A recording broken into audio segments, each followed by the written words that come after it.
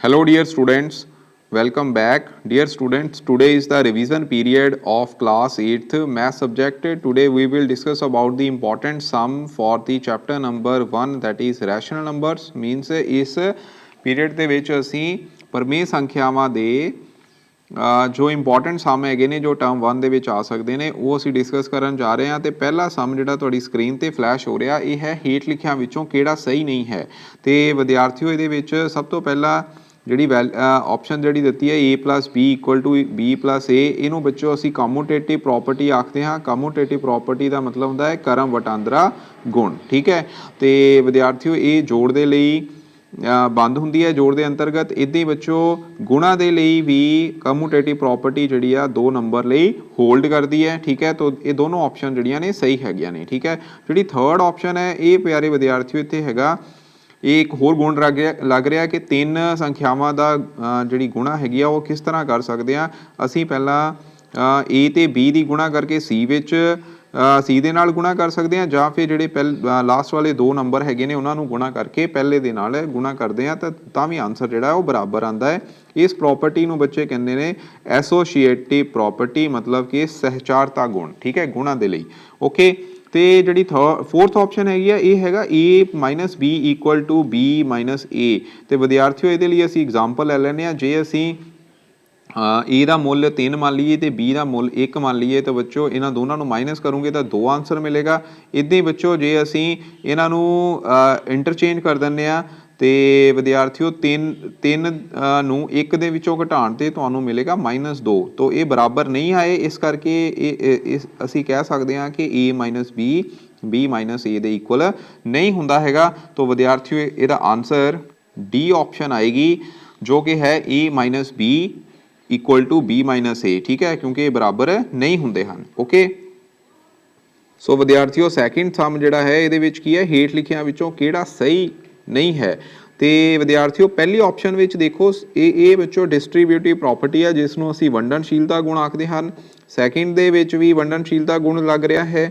ਜੇ third option ਐਸੋਸੀਏਟਿਵ property ਲੱਗ ਰਹੀ ਹੈ ਤੇ ਇਹਦੇ ਵਿੱਚ -3/4 ਹੈ। ਉਸ ਤੋਂ ਬਾਅਦ ਇੱਥੇ ਹੈਗਾ 5/6 -2/6 ਜਿਨ੍ਹਾਂ ਨੂੰ ਬ੍ਰੈਕਟ ਵਿੱਚ ਲਿਖਿਆ ਹੋਇਆ ਹੈ, ਔਰ ਦੂਸਰੀ ਸਾਈਡ ਤੇ ਕੀ ਹੈਗਾ -3/5। ਠੀਕ ਹੈ, -3/5 5/6 ਤੇ ਇਹਨਾਂ ਨੂੰ ਬ੍ਰੈਕਟ 'ਚ ਲਿਖਿਆ ਹੋਇਆ ਔਰ -2/3 ਜਿਹੜੇ ਨੇ ਉਹ ਬਾਹਰ ਲਿਖੇ ਨੇ। ਠੀਕ ਹੈ, ਤਾਂ ਇੱਥੇ ਬੱਚੋ ਫਰਕ ਆ ਰਿਹਾ -3/5 ਤੇ ਇਹ ਹੈਗਾ -3/4, ਜਿਨ੍ਹਾਂ ਦਾ ਆਨਸਰ ਜਿਹੜਾ ਹੈ ਜਦੋਂ ਤੁਸੀਂ ਇਹਨਾਂ ਦੋਨਾਂ ਨੂੰ ਸੋਲਵ ਕਰੋਗੇ ਉਹ ਡਿਫਰੈਂਟ ਆਏਗਾ ਤੇ ਇਹ ਬਰਾਬਰ ਨਹੀਂ ਹਨ।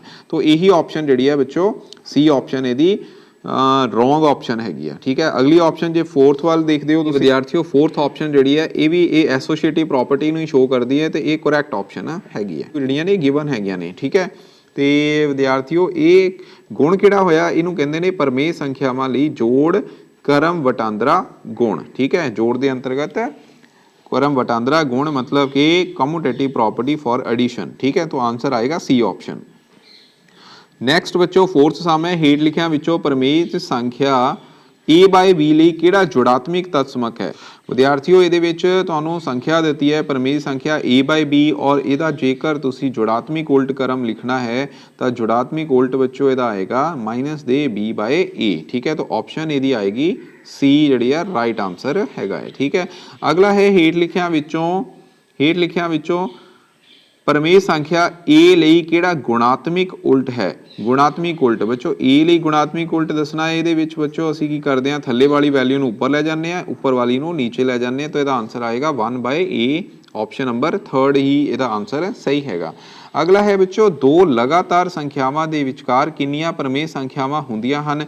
ਤੇ ਵਿਦਿਆਰਥੀਓ ਇਹ ਯਾਦ ਰੱਖਣਾ 2 ਲਗਾਤਾਰ ਸੰਖਿਆਵਾਂ ਵਿੱਚ ਅਣਗਿਣਤ ਮਤਲਬ ਕਿ infinite number of rational numbers ਜਿਹੜੇ ਨੇ ਹੋ ਸਕਦੇ ਨੇ between 2 rational number. Very important sum, ਇਹ ਬਹੁਤ ਜ਼ਿਆਦਾ ਇੰਪੋਰਟੈਂਟ ਸਮ ਹੈਗਾ। ਅਗਲਾ ਹੈ 3 ਅਤੇ 5 ਵਿਚਕਾਰ ਕਿੰਨੀਆਂ ਪਰਮੇय ਸੰਖਿਆਵਾਂ ਹੁੰਦੀਆਂ ਹਨ। ਬੱਚੋ ਹੁਣ ਤੁਹਾਨੂੰ ਪਹਿਲਾਂ ਪੁੱਛਿਆ 2 ਲਗਾਤਾਰ ਪਰਮੇय ਸੰਖਿਆਵਾਂ, ਹੁਣ ਪੁੱਛ ਲਿਆ 3 ਤੇ 5 ਵਿਚਕਾਰ ਕਿੰਨੀਆਂ ਪਰਮੇय ਸੰਖਿਆਵਾਂ ਹੋਣਗੀਆਂ। ਤੇ ਵਿਦਿਆਰਥੀਓ ਇਹਦਾ ਆਨਸਰ ਵੀ ਜਿਹੜਾ ਆ ਇਨਫਾਈਨਾਈਟ ਹੀ ਆਏਗਾ, ਡੀ ਆਪਸ਼ਨ। ਠੀਕ ਹੈ, ਡੀ ਆਪਸ਼ਨ ਹੀ ਇਹਦਾ ਰਾਈਟ ਆਨਸਰ ਹੈਗਾ। 8th ਸਮ ਦੇ ਵਿੱਚ ਕੀ ਹੈ ਹੇਠ ਲਿਖਿਆ ਸੰਖਿਆਵਾਂ ਵਿੱਚੋਂ ਕਿਹੜੀ ਸੰਖਿਆ ਨੂੰ ਸੰਖਿਆ ਰੇਖਾ ਤੇ ਨਹੀਂ ਦਰਸਾਇਆ ਜਾ ਸਕਦਾ। ਤੇ ਵਿਦਿਆਰਥੀਓ ਜੇ ਸੀ ਆਪਸ਼ਨ ਵੱਲ ਦੇਖਦੇ ਹੋ ਤੇ ਇਹ ਆ ਗਈ 1/0 1/0 ਦਾ ਬੱਚੇ ਆਨਸਰ ਹੈਗਾ ਇਨਫਾਈਨਾਈਟ। ਠੀਕ ਹੈ, ਮਤਲਬ ਇਹਨੂੰ ਅਸੀਂ ਡਿਫਾਈਨ ਨਹੀਂ ਕਰ ਸਕਦੇ, ਇਸ ਕਰਕੇ ਥਰਡ ਆਪਸ਼ਨ ਹੀ ਇਹਦਾ ਰਾਈਟ ਆਨਸਰ। ਨੈਕਸਟ ਵਿੱਚੋਂ 9th ਸਮ ਹੈ, ਇਹਦੇ ਵਿੱਚ ਕੀ ਹੈ, ਇਹਦੇ ਵਿੱਚ ਅਸੀਂ ਕਿਹੜੀ ਪ੍ਰੋਪਰਟੀ ਲਗਾਈ ਹੈ, ਦੇਖੋ a into b plus c equal to ab plus ac। ठीक है, तो इस प्रॉपर्टी ਅਸੀਂ डिस्ट्रीब्यूटिव प्रॉपर्टी ਕਹਿੰਦੇ ਆ, यानी कि गुणा ਦੀ ਜੋੜ ਤੇ ਵੰਡਣਸ਼ੀਲਤਾ। ठीक है, तो ਇੱਥੇ ਆਪਸ਼ਨ ਜਿਹੜੀ ਹੈ ਸੈਕਿੰਡ ਆਪਸ਼ਨ ਇਹਦਾ ਰਾਈਟ ਆਨਸਰ ਆਏਗਾ। ਓਕੇ, ਅਗਲਾ ਹੈ ਹੇਠ ਲਿਖਿਆਂ ਵਿੱਚੋਂ ਕਿਹੜੀ ਸੰਖਿਆ 2 ਅਤੇ 3 ਦੇ ਵਿਚਕਾਰ ਹੈ। ਸੀ ਆਪਸ਼ਨ ਆਣੀ ਹੈ।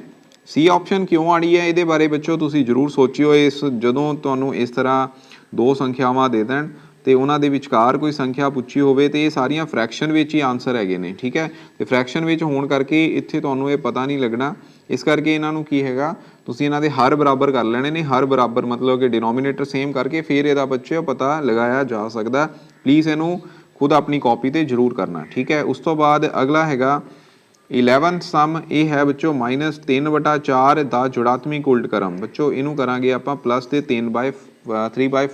ठीक है, ए ਦਾ ਜੁੜਾਤਮਿਕ ਉਲਟ ਕਰਮ ਹੋਏਗਾ, ਉਲਟ ਹੋਏਗਾ। ओके, तो आंसर आएगा प्लस ਦੇ 3/4 ए ऑप्शन। अगला है गुणात्मक उलट करम।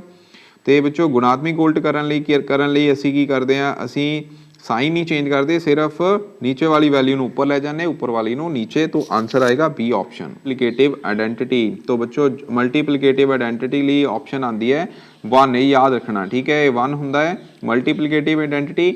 ਇਹਦੇ ਵਿੱਚ ਕੀ ਹੁੰਦਾ ਹੈ ਕਿ अगर ਅਸੀਂ a ਨੂੰ 1 ਨਾਲ ਮਲਟੀਪਲਾਈ ਕਰਦੇ ਹਾਂ ਤੇ 1 ਨੂੰ a ਨਾਲ ਮਲਟੀਪਲਾਈ ਕਰਦੇ ਹਾਂ ਤਾਂ ਵੀ ਬੱਚੋ ਦੋਨਾਂ ਦੇ ਕੇਸ 'ਚ ਆਨਸਰ ਤੁਹਾਨੂੰ ਸੇਮ ਆਏਗਾ। ਤਾਂ ਆਨਸਰ ਆਏਗਾ डी ऑप्शन यानी कि 1। ठीक है, अगला हैगा -5/8 ਤੇ 3/7 ਦਾ ਗੁਣਾਤਮਕ ਉਲਟ ਦੱਸੋ। ਬੱਚੋ ਮਾਈਨਸ ਨਾਲ ਮਾਈਨਸ ਇੱਥੇ ਕੈਂਸਲ ਹੋ ਰਿਹਾ, 5 × 15 8 7 ਹੋ ਗਿਆ 56।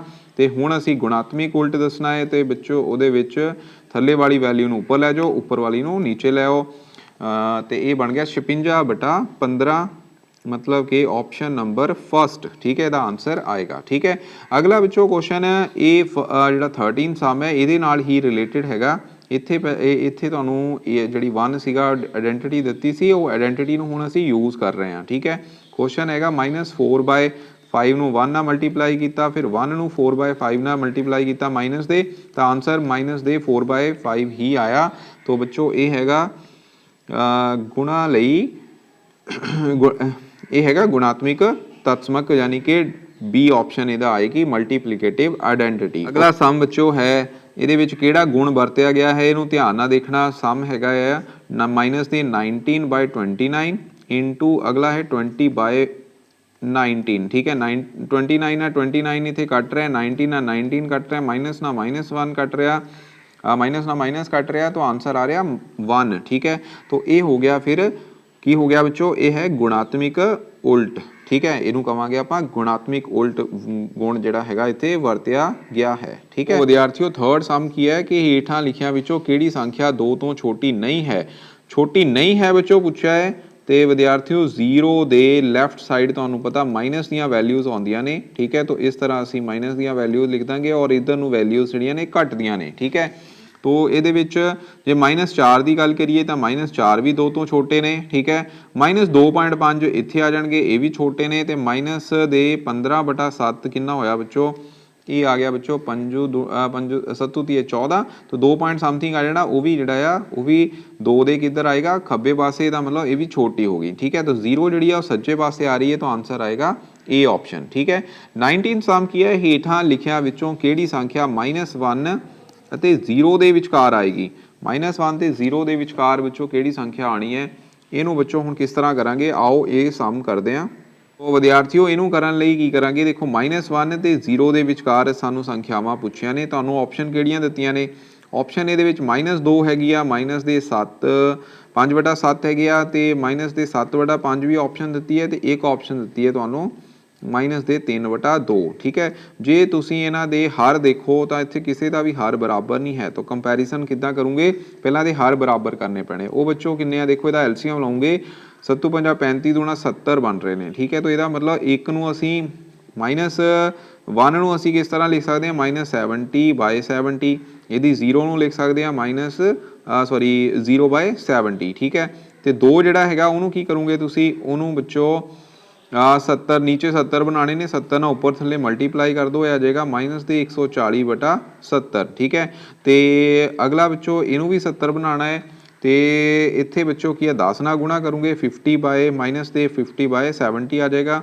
ਇਸੇ ਤਰ੍ਹਾਂ ਵਿਦਿਆਰਥੀਓ -7/5 ਨੂੰ ਤੁਸੀਂ ਕੀ ਹੈ ਉਹਦਾ ਹਰ ਜਿਹੜਾ 70 ਬਣਾਉਣਾ ਹੈ, ਤਾਂ ਇਸ ਵਿੱਚ ਬੱਚੋ ਤੁਸੀਂ ਮਲਟੀਪਲਾਈ ਕਰੋਗੇ ਕਿੰਨੇ ਫੈਕਟਰ ਨਾਲ, 14 ਦੇ ਨਾਲ, ਤਾਂ ਇਹ ਆਨਸਰ ਆ ਜਾਏਗਾ -105/70, ਠੀਕ ਹੈ। ਹੁਣ ਬੱਚੋ ਇਹਦੇ ਵਿੱਚੋਂ ਸਾਨੂੰ ਦੇਖਣਾ ਪਏਗਾ, ਹੁਣ ਅਸੀਂ ਹਰ ਬਰਾਬਰ ਕਰ ਲੈਣੇ, ਹੁਣ ਅਸੀਂ ਦੇਖ ਲੈਂਦੇ ਆ ਕਿ ਕਿਹੜੀ ਸੰਖਿਆ ਜਿਹੜੀ ਆ ਉਹ ਇਹਨਾਂ ਦੇ ਵਿਚਕਾਰ ਆ ਰਹੀ ਹੈ, -1 ਤੇ 0 ਦੇ ਵਿਚਕਾਰ। ਤਾਂ -1 ਤੇ 0 ਦੇ ਵਿਚਕਾਰ ਬੱਚੋ ਇੱਥੇ ਸੰਖਿਆ ਆਏਗੀ, ਕਿਹੜੀ ਸੰਖਿਆ ਆਣੀ ਚਾਹੀਦੀ ਹੈ, ਦੇਖੋ -50/70, ਠੀਕ ਹੈ। -50/70 ਐਕਚੁਅਲ ਵਿੱਚ ਸਾਡੇ ਕੋਲ -1/1 ਕਿੰਨਾ ਆ ਗਿਆ, -70/70, तो ये बिटवीन बच्चे -50/70 आऊगा, अगे 0 आ रहा, तो ये ऑप्शन साडी राइट आंसर हैगी है। ये -50/70 की सीगा -5/7, ठीक है। तो ऑप्शन नंबर बी ਇਹਦਾ आंसर आएगा, ठीक है। अगला क्वेश्चन ईजी हैगा कि ਹੇਠਲੀਆਂ ਵਿੱਚੋਂ ਕਿਹੜੀ ਸੰਖਿਆ ਦਾ ਉਲਟ ਕਰਮ ਸੰਭਵ ਨਹੀਂ ਹੈ। ਬੱਚੋ ਉਲਟ ਕਰਮ 0 ਦਾ ਸੰਭਵ ਨਹੀਂ ਹੈ, ਠੀਕ ਹੈ, ਕਿਉਂਕਿ ਅਸੀਂ 0 ਨੂੰ ਜੇਕਰ ਅਸੀਂ 0 ਦਾ ਉਲਟ ਕਰਦੇ ਹਾਂ, 0 ਨੂੰ ਕਿੱਦਾਂ ਲਿਖਦੇ ਹਾਂ, 0 ਨੂੰ ਲਿਖ ਸਕਦੇ ਹਾਂ 0/1, ਤੇ ਇਹਦਾ ਉਲਟ ਕਰਮ ਆਏਗਾ 1/0। ਕਿਸੇ ਵੀ ਸੰਖਿਆ ਨੂੰ 0 ਨਾਲ ਡਿਵਾਈਡ ਨਹੀਂ ਕੀਤਾ ਜਾ ਸਕਦਾ, ਤਾਂ ਇਹੀ ਇਹਦਾ ਆਨਸਰ ਆਏਗਾ। ਨੈਕਸਟ ਬੱਚੋ 21 ਕੁਐਸਚਨ ਹੈ, ਦੋ ਪਰਮੇय ਸੰਖਿਆਵਾਂ ਦਾ ਗੁਣਨਫਲ ਹਮੇਸ਼ਾ ਕੀ ਹੁੰਦਾ ਹੈ। ਬੱਚੋ ਦੋ ਪਰਮੇय ਸੰਖਿਆਵਾਂ ਦਾ ਗੁਣਨਫਲ ਹਮੇਸ਼ਾ ਇੱਕ ਪਰਮੇय ਸੰਖਿਆ ਹੀ ਸਾਨੂੰ ਮਿਲਦੀ ਹੈਗੀ ਆ, ਇਹ ਯਾਦ ਰੱਖਣਾ। ਜਿਸ ਤਰ੍ਹਾਂ ਮੈਂ ਇੱਥੇ एक एग्जाम्पल ले ली 3/2 इंटू 5/6, तो दोनों की मल्टीप्लीकेशन की 5 × 15, 6 × 12, तो यदा आंसर जोड़ा है वो की आ रहा कि दो परमेय संख्यावां का एक सानू आंसर जोड़ा है वो एक परमेय संख्या ही मिली है, रैशनल नंबर ही मिले, तो यदा आंसर डी ऑप्शन आएगा, ठीक है। तो विद्यार्थियों जे तुहानू 2 ए ते बी परमेय संख्यावां दित्तियां होण, इहदा मध्य बिंदु किद्दां कढोगे, उहनूं बच्चों मध्य बिंदु मतलब मिडल टर्म, तो मिडल टर्म लई की करदे हां असीं a + b/2, ठीक है। तो आंसर आएगा ए ऑप्शन। 23rd क्वेश्चन है, हेठलिखियां विचों किहड़ी संख्या दा उल्ट करम संख्या आप ही है। बच्चों इहदा आंसर आएगा 1, ठीक है, क्योंकि 1 दा मल्टीप्लीकेटिव इनवर्स 1 ही हुंदा हैगा, ठीक है। ਉਹ ਪਰਮੇय संख्या दसो जो अपने ऋणात्मक के बराबर है। परमेय संख्या मीनस रैशनल नंबर, तो अपने ऋणात्मक के बराबर केड़ी है बच्चों, वो हैगी है 0, ठीक है, 0 ਇਹਦਾ आंसर आएगा। तो लास्ट क्वेश्चन हैगा ये बच्चों फिर सहचारता गुण ਨੂੰ शो कर रहा, गुणा का सहचारता गुण ਇਹਦੇ ਵਿੱਚ ਲੱਗ ਰਿਹਾ ਹੈਗਾ। सहचारता गुण तो भाव A cross B, B cross A equal to A cross B into C, ठीक है। तो ये बराबर होंगे ने फॉर दी मल्टीप्लीकेशन, ठीक है। तो परमेय संख्यावां लई एसोसीएटिव प्रॉपर्टी जिहड़ी है मल्टीप्लाई लई होल्ड करती है, ओके। सो ये सीगी बच्चों रिवीजन तुहाडी फर्स्ट चैप्टर की, सैकेंड चैप्टर की रिवीजन असीं कल करांगे।